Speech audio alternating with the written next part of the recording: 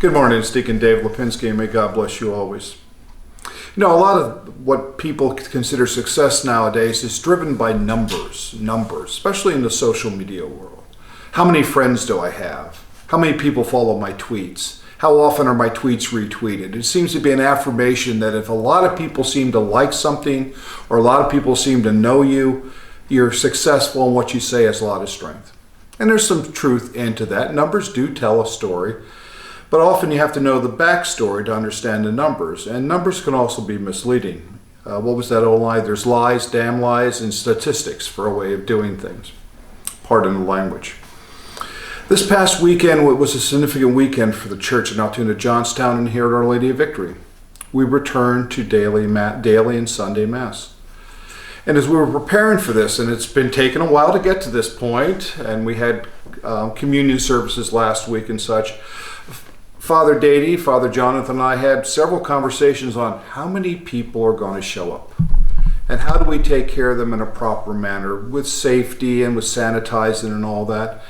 And we were planning different things, and one of the plans we had was, well, if too many people show up to safely bring into the parish, we'll have an alternate Mass go on at the same time in the gym.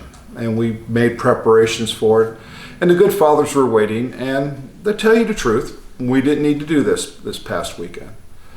There were nice numbers. I think the first Mass had 130, and then some of the Masses on Sunday had up to 160 people.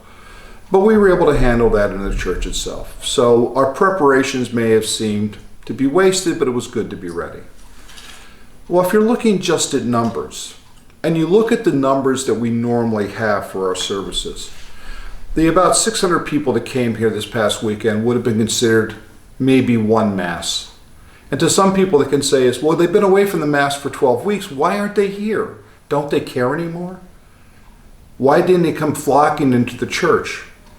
Well, there's many good reasons for that. And Father covered some of these in his particular, Father Jonathan, in his homily at Corpus Christi and also in his reflection on Monday. There are reasons they weren't here. Some could be concern about health. Some can be nervousness. There could be many reasons they weren't here. But the important thing is, were they here at least in spirit? In spirit. Our reading for the gospel today is Matthew's talking about the man who's standing in front of everybody praying publicly, and those other people that go out of the way to show how religious they are. And Jesus calls people to task and said, what is your heart saying at this time? Not simply that you're standing there where everybody can see you, but where are you at in your faith? How are you following the Lord? As we go through this transition back to a, quote, fully operating church, who knows what the new normal is? I pray all those who wish to come back to Mass are drawn back to the Mass, drawn back to the Eucharist, drawn back to being a community of people. In fact, one of the most beautiful things I saw this past weekend, besides the Mass itself, were the people who could gather as they left the church to see each other, to talk each other, to share the community that is the great thing that we are. The second reading we also have today, the first reading actually from the Old Testament, is Elijah and Elisha.